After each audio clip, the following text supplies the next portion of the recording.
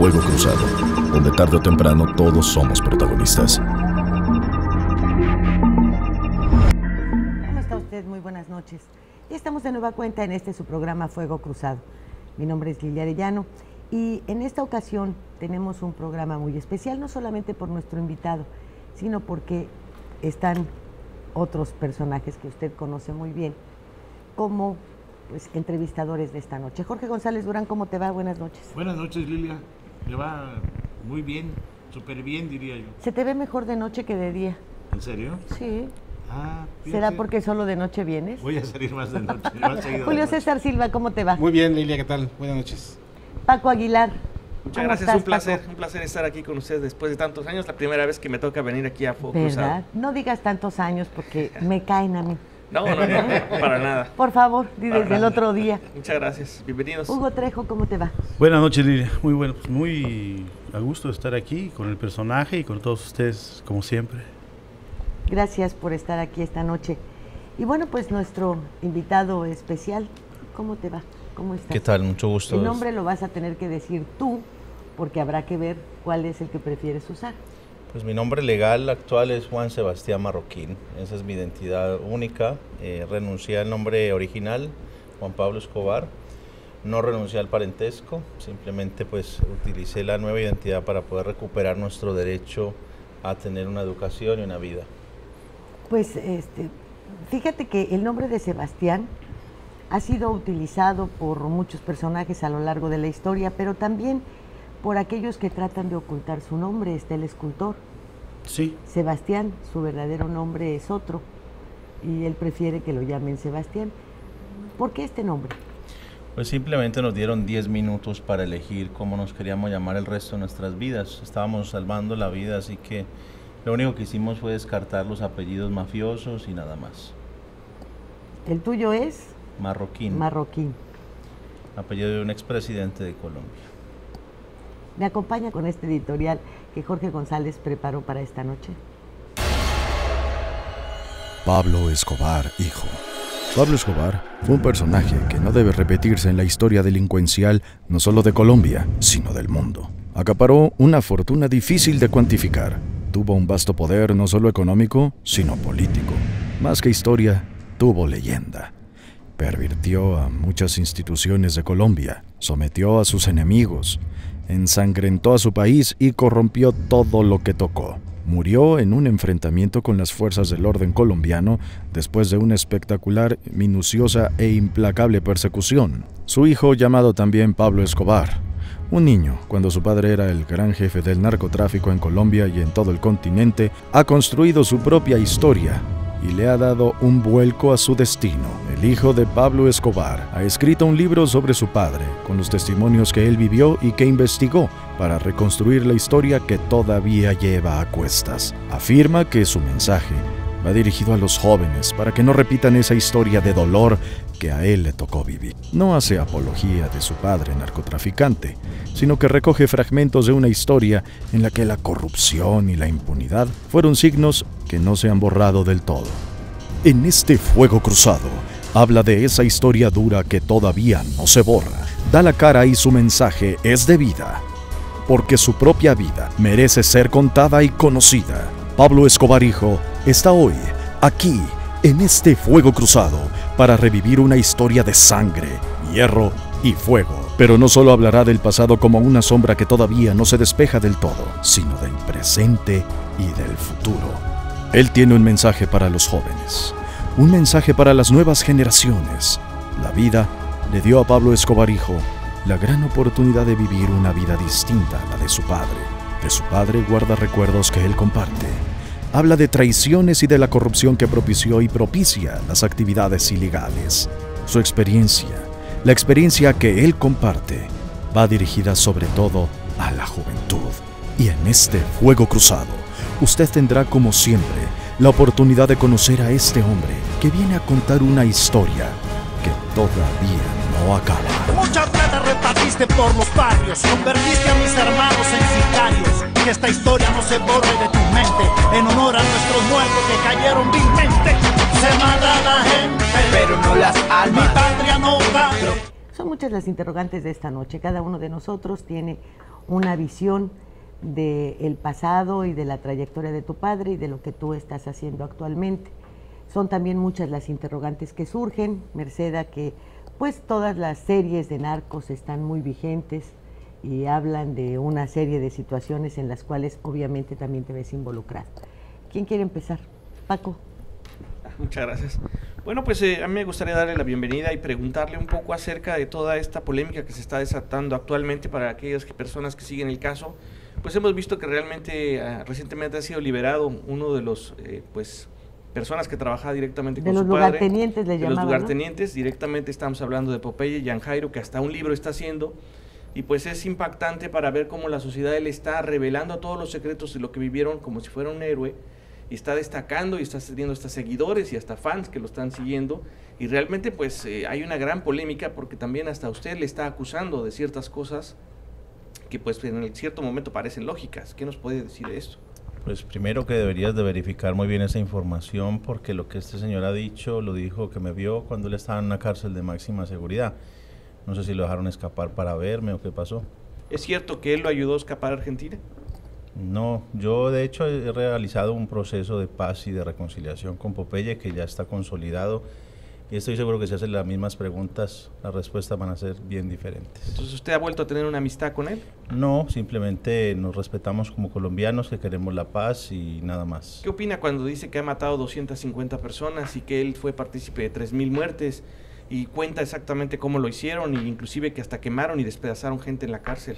Pues que los medios de comunicación han construido también alrededor de él un personaje mucho más grande. Esos títulos de lugarteniente, de jefe del ala militar y de todas esas cosas yo nunca los escuché, a pesar de que me crié entre bandidos. Todos ellos, incluido Popeye, fueron mis niñeras. Sí, él mismo menciona algunas cosas de la convivencia con ustedes, pero yo por ejemplo, conozco muy bien ese mundo y sé que el cargo que ocupaba cada uno ahí adentro, y sin duda que él ocupaba cargos menores. Escuché al hijo de Juan Carlos Galán hace poco decir, del presidente Galán, decir que estaba de acuerdo con que en 23 años lo hubieran liberado. Una persona que mató 250 personas con su propia mano, 3,000 personas que involucró con bombas y todo eso, ha sido liberado por las autoridades en Colombia.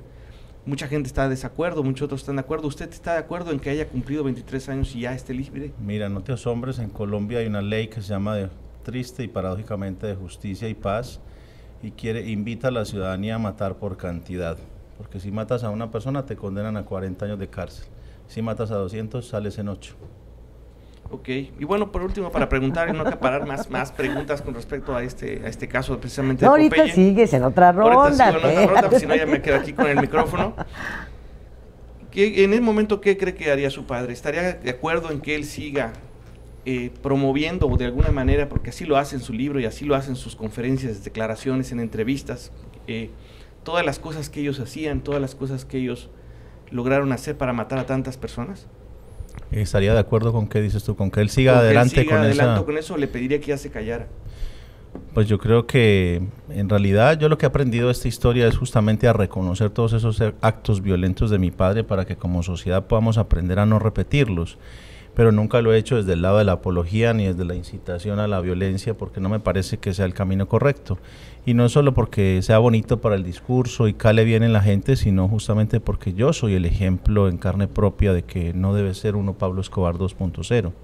Así que imagino que nadie debería de aprobar ese tipo de actitudes que generen, digamos, una simpatía por el mundo de la delincuencia. Pues yo nací ahí, crecí ahí, tengo mis afectos ahí, pero eso no me ha impedido ver justamente las consecuencias que trae para nosotros la violencia, y por eso pues no la ejerzo.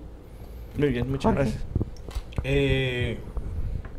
Hablo del caso de México, donde los hijos de muchos capos siguen el camino de sus padres.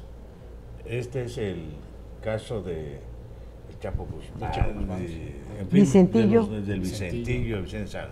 En fin, de muchísimos, casi todos. ¿Usted nunca sintió esta tentación de seguir los pasos de su padre? El día que murió quería, digamos, vengar su muerte, y así lo anuncié al país. 5 segundos de amenazas me costaron más de 20 años de exilio que siguen vigentes. Aprendí y me retracté 10 minutos después de decir eso, porque visualicé la destrucción que podría causarle el país y como ya había vivido la historia en carne propia, pues ya sabía cómo comenzaba y cómo terminaba. Entonces para mí no fue tan difícil a la hora de la verdad tomar una decisión contraria, haber continuado con los pasos de mi padre, porque ya sabía el sufrimiento que traería para mí, para mi familia y para todo un país, y no quería yo repetir esa historia. ¿Que tenías cuántos años? 16 años. 16 años. Oye, Sebastián, ¿qué opinas? Justo ya lo planteó Lili hace un momento de todo este mundo de telenovelas y series de televisión que hay sobre el mundo del narco. Son series en las que pues, se hace mucha apología de este mundo y de estos protagonistas. ¿Qué opinión tienes tú de ello? Pues tengo las peores opiniones, porque a juzgar por las que han hecho sobre nuestra vida, ahí no reflejan la realidad de lo que vivimos nosotros. De hecho, las historias son opuestas a las que ahí se muestran, porque ahí lo que hacen es capturar, digamos, los 5 minutos de fama y de disfrute que puede llegar a tener un narcotraficante y lo convierten en 200 capítulos. Entonces, claro, en la mente de un niño que está pegado al televisor, lo que ve es que el narcotraficante se la pasa de fiesta toda su vida, y yo nunca vi a mi padre de fiesta toda su vida. De hecho, si hago cuentas, él disfrutó menos del 10% de sus años y de sus vidas. No nos olvidemos que él murió de 44 años.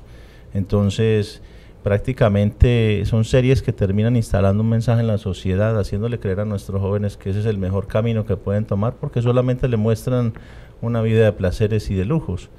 Y nosotros, a mayor cantidad de dinero que teníamos, pues más pobres nos sentíamos y menos libertad teníamos, y aguantábamos incluso hambre con el dinero en efectivo al lado. Así que esas partes, estoy seguro que esos capítulos muy a propósito los omitieron en esas series para dejar un mensaje completamente equivocado y muy dañino para la sociedad. Hay una escena de una serie que está saliendo recientemente de Netflix, se llama Narcos, en la que se le dedican completamente a la historia de tu padre, y en la que tú apareces después de que él hace una llamada de teléfono y le dices: yo quiero ser un empresario como tú, un gran empresario. Y hago esta referencia porque te quiero preguntar, cuando él estaba en vida y tú estabas con él, ¿tú en algún momento pensaste seguir su ejemplo? No, de hecho él me decía que si yo quería ser médico me regalaría el mejor hospital, o si quería ser estilista me daría el mejor salón de belleza de la ciudad. Él me decía que yo debía de aprovechar las oportunidades de educación que él no tuvo y que él me podía dar. Así que nunca me guió para que yo siguiera sus pasos. También te diría que si yo le hubiese dicho que quería ser bandido como él, me habría ayudado, me habría enseñado. Lo que pasa con Netflix es que ellos ignoraron nuestra presencia en la serie. Yo me ofrecí, al enterarme mucho tiempo antes de que esta serie saliera a la luz, de brindarles asesoría para que la historia que fueran a contar fuera real, pero no les interesó. Pareciera ser que Netflix sabe mucho mejor mi propia vida que yo.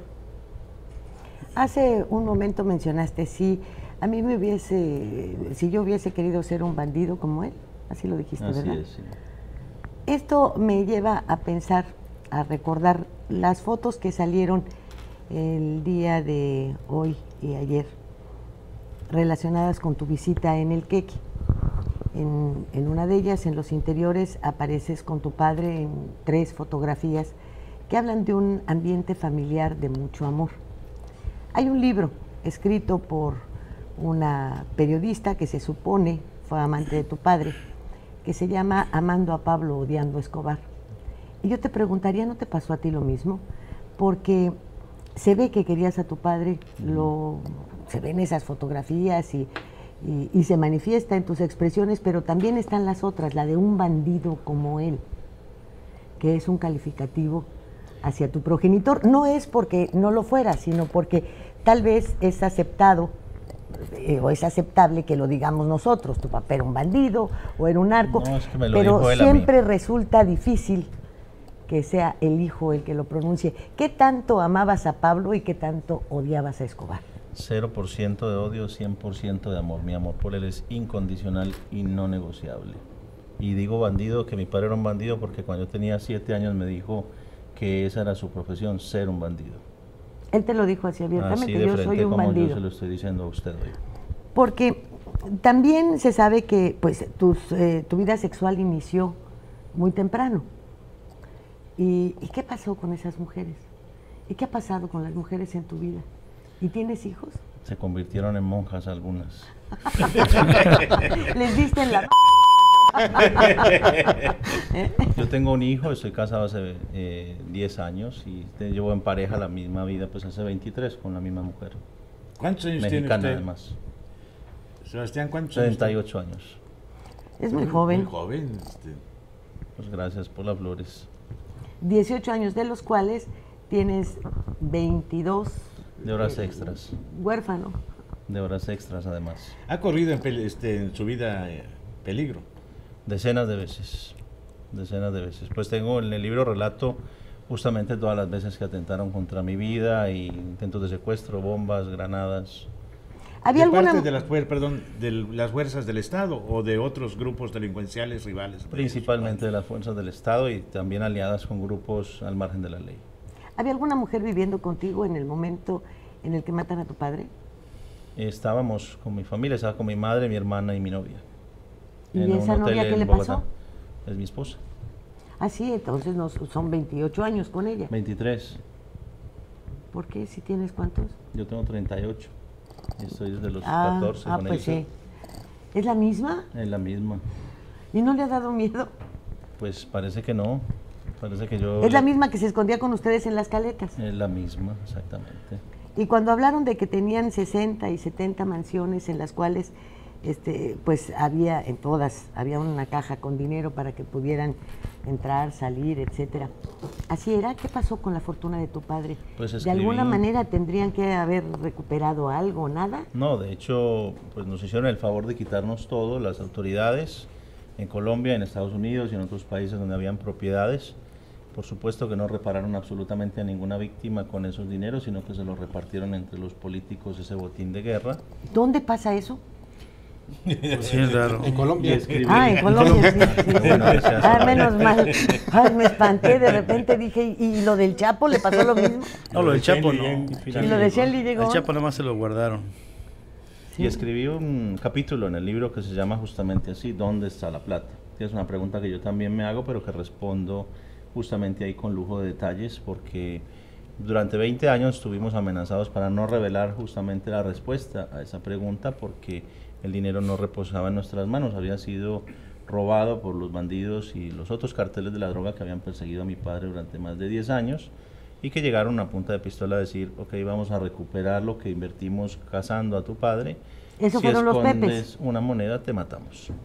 Así de simple. ¿Esos fueron los Pepes o...? Los Pepes, y que los Pepes eran no solamente el cartel de Cali, sino la Policía de Colombia, el Ejército, los empresarios, mucha gente pertenecía a esta asociación. ¿Y qué ha pasado con el resto de tu familia?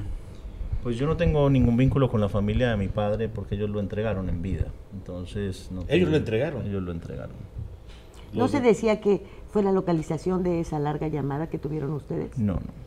Eso es parte de eso, pero durante un tiempo yo me enteré, porque vi con mis ojos una reunión que fui al cartel de Cali, me encontré a mi abuela y a todos mis tíos allá como si fueran amigos de vieja data. ¿Y qué pasaba con tu abuela? Que siempre Porque la han vivía con puesto ustedes, como una mujer muy dura, muy fría, a la vez santurrona, ¿no? Pues a mí no me mijito, te doy pareció la tanto bendición, tal y tal, y por detrás, pues echándole porras a la actividad del hijo. Pues imagínese usted una madre que entregue y venda a sus hijos a sus peores enemigos. ¿Qué opinión le merece una persona así? No, pues no sé, yo no tenía alguna abuela, yo nunca he tenido una abuela así, el que la tuviste fuiste Bueno, tú. imagínese. Sí, porque eso no se ha manejado en ninguna serie ni nada. No, eso no lo cuentan porque pues nosotros sí vivimos la historia como fue, no como la cuentan los gringos ni las televisoras Sí, porque colombianas. parecía que tu abuela llevaba unas magníficas relaciones con tu mamá. Y no era tan así. No era cierto. No. ¿Conoció? Es que gran parte de lo que hay en esas series es una absoluta mentira. Lo triste es que se las venden a los jóvenes. Si ustedes vieran el principio de esas series y dicen la verdadera historia de... Pero ¿cuál verdadera historia? Lo mismo dice Netflix, dice la verdadera historia, el segundo dice que cualquier parecido con la realidad es pura coincidencia. Manipulan e insultan la historia de un país con hechos que son verificables a nivel periodístico, que todos sabemos lo que ocurrió en algunas partes, otros la ignoran, pero yo sí. Y es evidente que hay una manipulación de la historia que quieren, pues, digamos, instalar la idea de que la DEA pues eran prácticamente héroes en Colombia, cuando en realidad le cobraban impuesto por cada kilo que entraba en Estados Unidos a mi padre. Sí, administraban la droga. Ahora, estas mismas series que de las que tú no... Bueno, pues son las que han permitido de alguna manera establecer todos aquellos puntos que son de coincidencia entre Colombia y México. ¿Por qué? Bueno, pues por las autodefensas, por la unión de ganaderos y de gente dedicada al campo para primero, pues de alguna manera resguardarse de guerrillas o en este caso de grupos como los Zetas, etcétera, y que terminan siendo parte del problema, parte del narco. Eso es porque el Estado no ocupa el lugar que debería, donde sea que el Estado deje vacíos, ahí están los narcos. Y eso ocurre lo mismo en México, en Colombia, en Argentina, en Perú, en cualquier país latinoamericano, porque esto no es un problema de nacionalidad ni de culturas, esto es lo que propone la prohibición. Así, estamos hace 100 años matándonos los unos a los otros gracias a esa idea prohibicionista. Sebastián, ¿conoció usted a narcos mexicanos vinculados con su padre? No, de hecho solamente en mi libro revelo un solo contacto pero a través de un socio de mi padre nada más. ¿Quién era? Era Leonidas Vargas, pero no era un tipo mexicano, era un colombiano que tenía conexiones con Amado Carrillo. ¿Y la policía, la corrupción, su padre corrompía autoridades, militares, jefes policíacos? A todos, a la gran mayoría, por lo menos mientras se ofrecían recompensas por él, la policía iba a la oficina de mi padre a retirar su sueldo. Oye, ¿cómo es que con todo el riesgo que tienes, el hecho de haberte cambiado de nombre, de estar casi, digo casi porque no lo estás, en el anonimato, te da por hacer presentaciones que ponen en riesgo tu vida al final de cuentas, o ya no hay ese riesgo? Pues yo creo que ya no hay quien pague los $4 millones que ofrecían por mi cabeza, pero sin embargo lo hice porque en el año 1999 nosotros seguíamos viviendo en el anonimato, pero fuimos víctimas de una extorsión y una amenaza de revelar pues nuestra verdadera identidad en Argentina por parte de un contador, y eso lo que hace es que vuelve y nos pone al descubierto. Estuvimos 5 años, desde el 94 al 99, bajo la sombra, digámoslo, pero nos puso otra vez, nos alcanzó la historia, nos alcanzó el pasado, no importa que ya nos habríamos cambiado de nombre, nos metieron presos por el porte de apellido, duró 7 años el proceso judicial, la Corte Suprema de Justicia Argentina nos absolvió la totalidad de los cargos. Sin embargo, pues ya no tenía ningún sentido resguardar tu identidad, pues ya había tomado tal estado público nuestros nuevos nombres que ya perdió el servicio que nos brindaba, que era el del anonimato. Y por supuesto que es una elección personal, donde la primera vez que elijo salir en público es a través del documental Pecados de mi padre, donde me acerco a la familia del ministro asesinado por orden de mi padre, Rodrigo Lara Bonilla, y a la familia Galán, de Luis Carlos Galán, a todos sus hijos, a pedirles perdón, y a toda Colombia, a todas sus víctimas, a las de mi padre, para recomponer ese tejido social, para que le diéramos permiso a la paz y dejáramos de seguir heredando los odios. ¿Sigue regresando a Colombia? No después del libro. ¿Por qué? ¿Qué pasó? ¿Le prohibieron la entrada? O no, la entrada no la tengo prohibida, pero pues muy amablemente me dijeron que era mejor que no volviera. No Así es la es, primera que son de vez. una amabilidad, Sí. ¿verdad? Vámonos al corte, Sí. enseguida volvemos.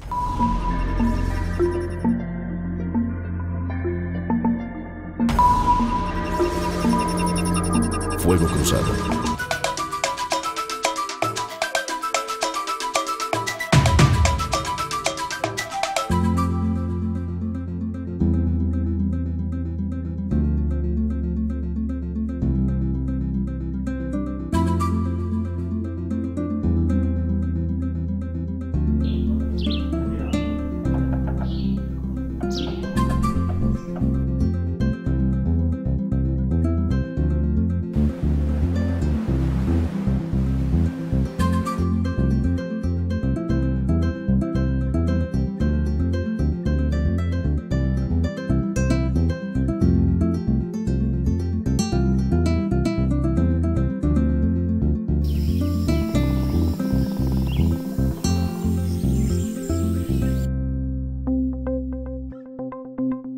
Quintana Roo vive.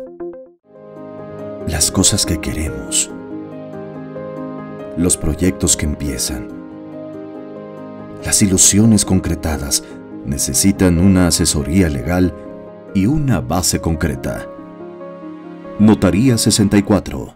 Respaldamos tus actos legalmente.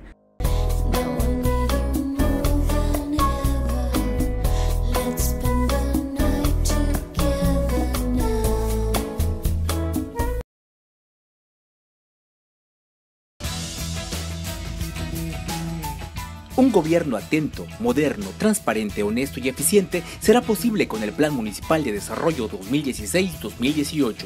A través del eje rector Isla Mujeres de Buen Gobierno se garantizará mejor atención a la ciudadanía con un gobierno cercano y de puertas abiertas.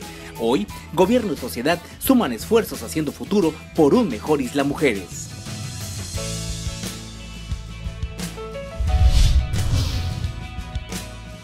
Vivir intensamente tiene un gran significado. En Hospital Americano tenemos más de 20 años en Cancún y con un excelente servicio médico. Área de urgencias, radiología y laboratorio las 24 horas. Visítanos en Retorno Viento 15 Supermanzana 4, teléfono 287-8022 al 29. En Hospital Americano, cuidamos lo más importante de tu familia.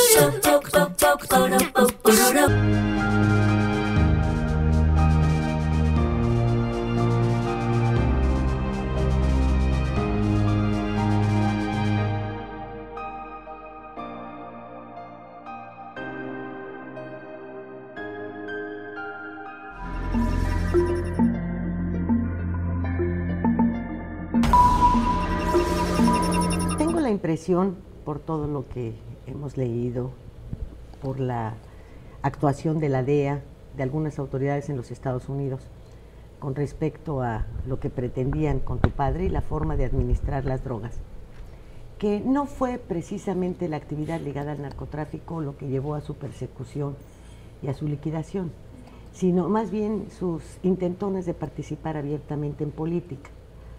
Eso dañó el hecho de que en algún momento, y yo supongo que motivado por su propia formación, el nivel social en el que nació, etcétera, pretendía que pues un dinero que ya no sabes qué hacer con él se utilizara para casas, para arrojar algún beneficio, porque creo que aún dentro de todo esto nadie es ni bueno del todo ni malo del todo.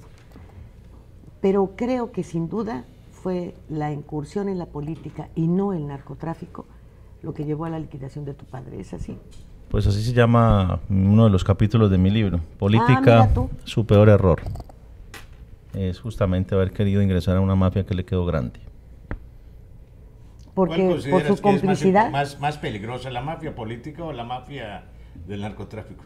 Pues yo creo que la política es la que nos tiene donde estamos, ¿no? Con esta violencia que tenemos, porque la proponen desde la prohibición.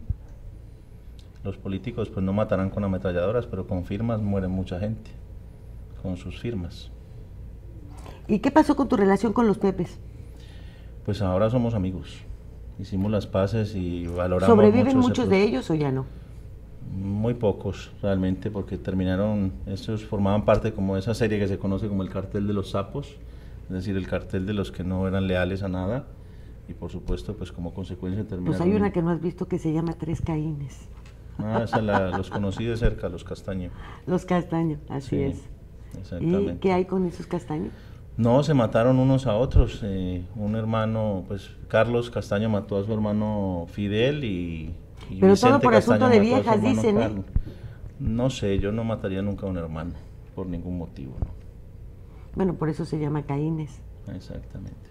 Pero fue por mujeres, Jorge González, ¿eh?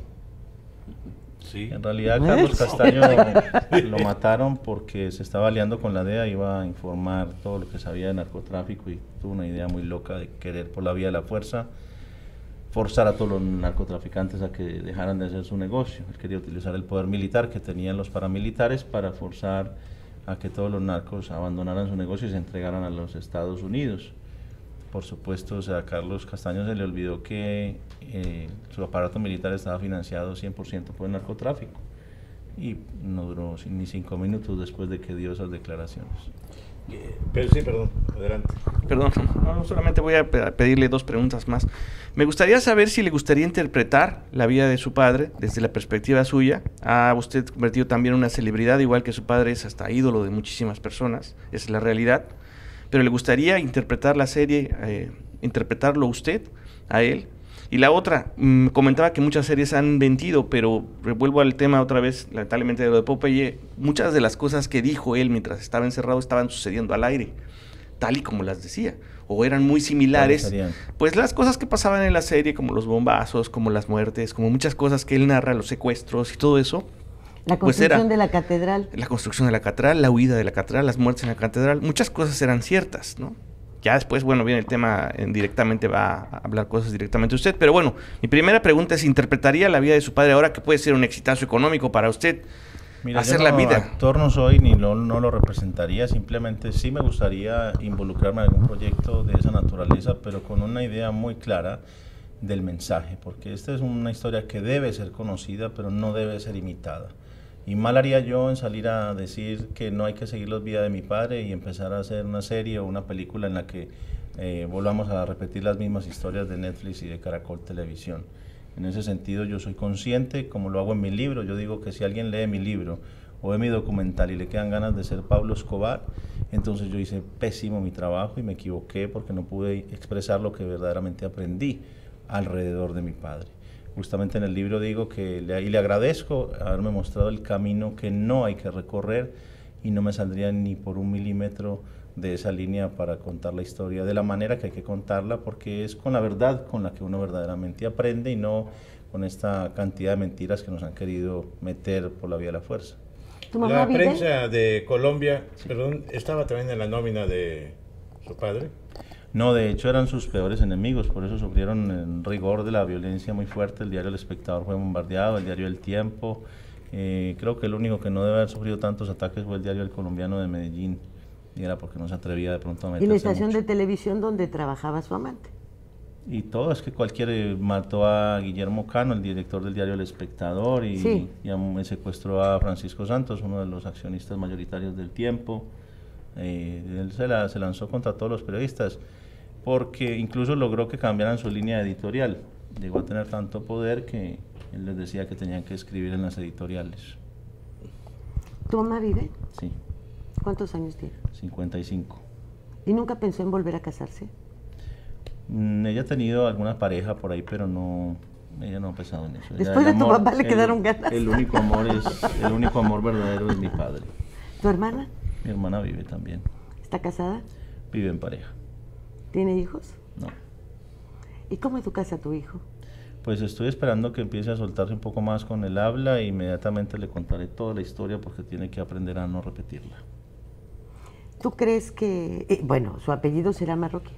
Exactamente. Pero sí sabrá que es hijo de Pablo Escobar. Pero él sería su nieto. Ah, perdón, el nieto de Pablo Escobar, ¿sí? Claro que lo va a saber, tiene que saber su historia familiar, si no estaría condenado a repetirla. ¿Y el expresidente Gaviria tenía algún nexo familiar con ustedes? No tiene nada que ver, nuestros apellidos son iguales, pero no... Durante algún tiempo se dijo que había iniciado su carrera política impulsado con el dinero de tu padre. Pues esa información me la salté, sería bueno averiguarlo. ¿Tú crees que sabías todo o solamente una parte? ¿Quién, yo? Pues mi padre el último año me contó toda su vida. Estuvimos encerrados solos, él y yo, con mi familia, y no teníamos nada más que hacer que esperar que pasara el tiempo. Tuvimos grandes y largas conversaciones, es el principal testimonio de mi libro, él mismo, porque tampoco tenía nunca ningún reparo. O sea, desde los 8 años me dijo que su profesión era ser un bandido, imagínate a los 16 lo que me contó. Él me decía, sí puse tantas bombas, maté a tantas personas, secuestré a tantos otros. ¿Y no te dijo, tengo las caletitas en tal lugar y esto y lo otro? Sí, me las dijo y me supe dónde me quedaron, pero cometí el error de decirle a una tía dónde estaban y se las robó todas. No me digas. Sí, tengo una bonita familia yo. Una tía paterna. Paterna, obviamente. El buen agente de la familia era mi padre. Fíjate. Ay, nanita. Vámonos al corte, enseguida volvemos.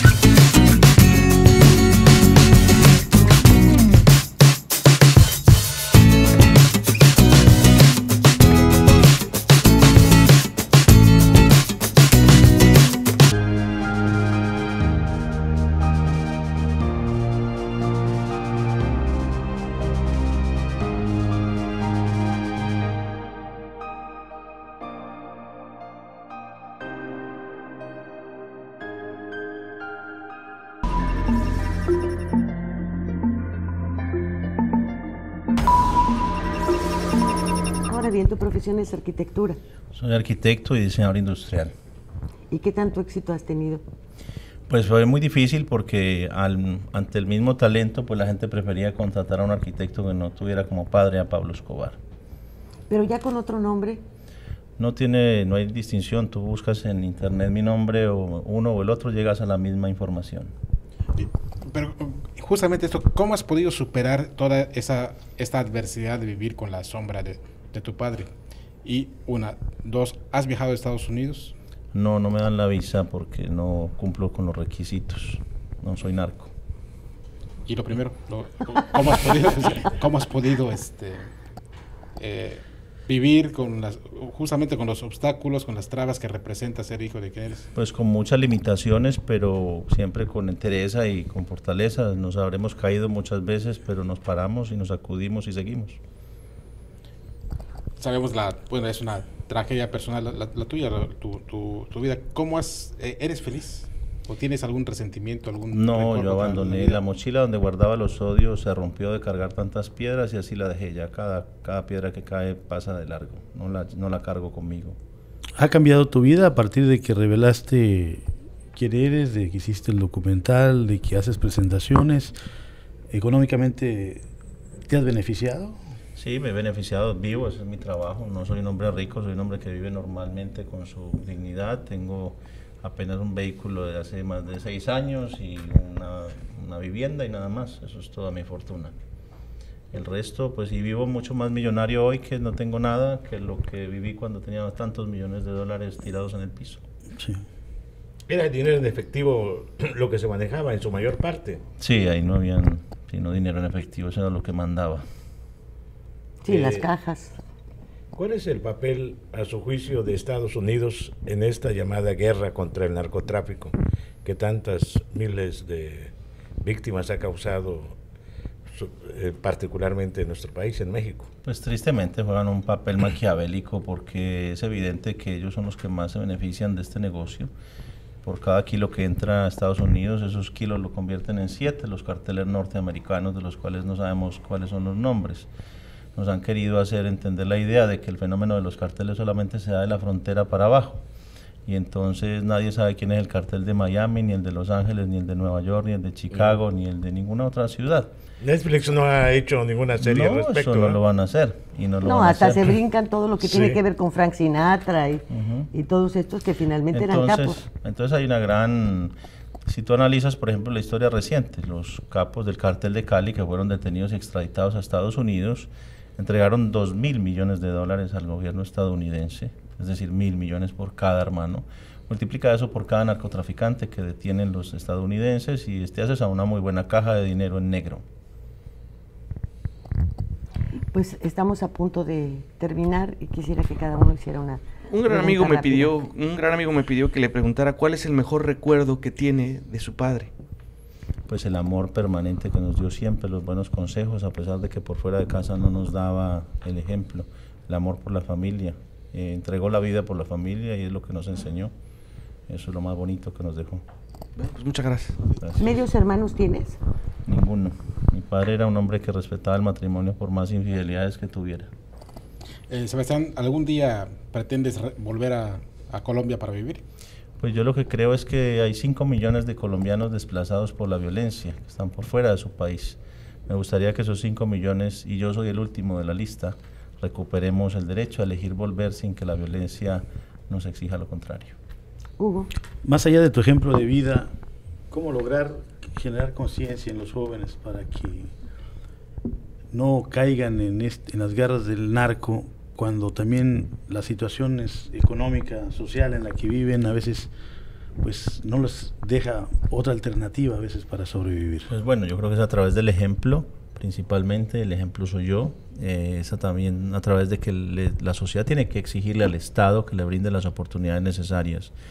Hoy estuve dando una charla en un instituto y llegaron unos chicos de una escuela de Cancún donde nunca habían recibido una clase acerca de las drogas, porque se los pregunté. Entonces, ¿cómo puede la sociedad exigirle a sus ciudadanos en el futuro que se comporten a la altura si nunca los educó para que lo hicieran? También es una responsabilidad y es una corresponsabilidad de todos no solamente de las escuelas, del Estado, sino también de las familias, que no educamos a nuestros hijos y que no somos conscientes de abordarlos a tiempo, y estamos a tiempo de abordar a muchos jóvenes para evitar que caigan en esas tentaciones.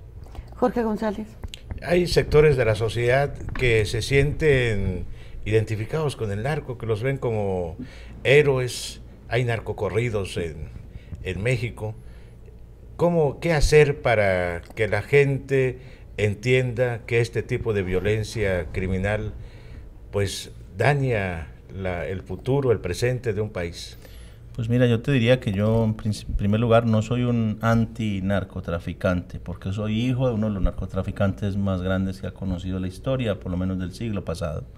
Entonces me queda muy difícil hablar mal del narco, simplemente entiendo que es una consecuencia de la prohibición. Por supuesto, cada narcotraficante es responsable por todas sus acciones violentas, pero hay un contexto internacional prohibicionista que es el que está generando la reaparición de Pablos Escobar, por llamarlos muy entre comillas, hacia el futuro. Así que no importa la historia que estamos viviendo hoy, si tú revisas la historia reciente, eso es prácticamente la misma, nada más que cambia el nombre del personaje. Entonces a todos los podríamos llamar Pablo Escobar, y esa es la consecuencia real de lo que está ocurriendo, y eso ha transformado la cultura. Aparecen estas apologías, estas odas a los narcos desde los narcocorridos o desde toda esta cultura que se ha ido gestando a través de eso, que es lo que propone la prohibición. Ahora, has mencionado en varias ocasiones la prohibición. ¿Esto quiere decir que tú estás en favor de la legalización de las drogas? Esto quiere decir que las drogas ya están legalizadas.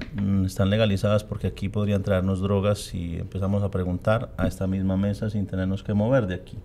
Lo que no están es regularizadas por el Estado, y cuando el Estado decide prohibir, lo que está es haciéndose irresponsable frente al tema y entregando la responsabilidad del negocio en los delincuentes. Para después hacerse del dinero. Por supuesto, y eso juega en contra de la salud de los consumidores, porque consumen cocaína con vidrio molido, por ejemplo, para cuando la cortan, o para agregarle, y con lo que sea, con el mayor veneno que encuentren. Entonces, en la medida que el Estado prohíbe, no se está haciendo cargo de su problema que tiene de salud pública, y está entregando en manos de los delincuentes la administración de ese problema, y así nos va.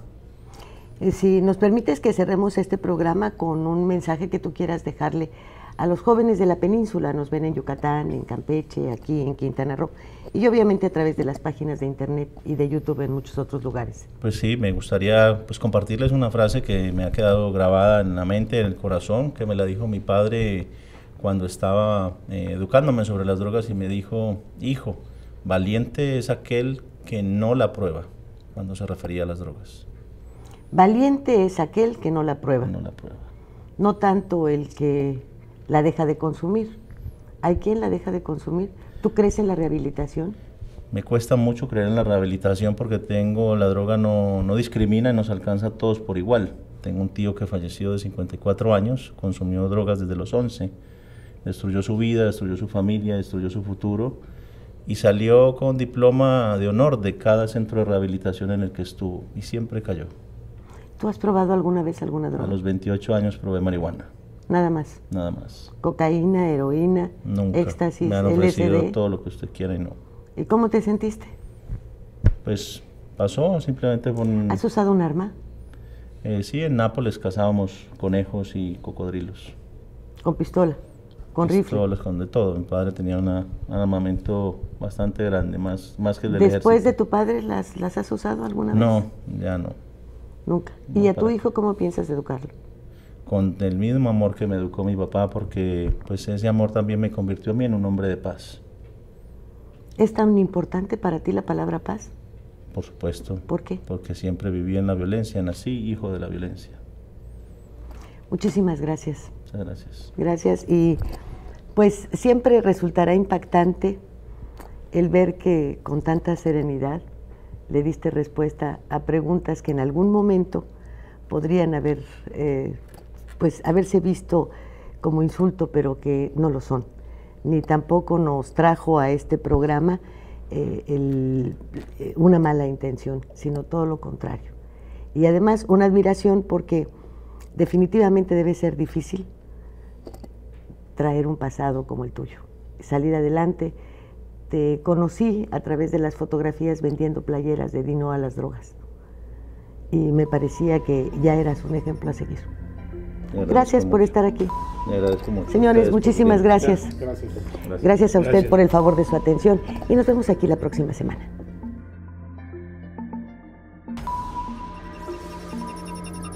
Fuego Cruzado, donde tarde o temprano todos somos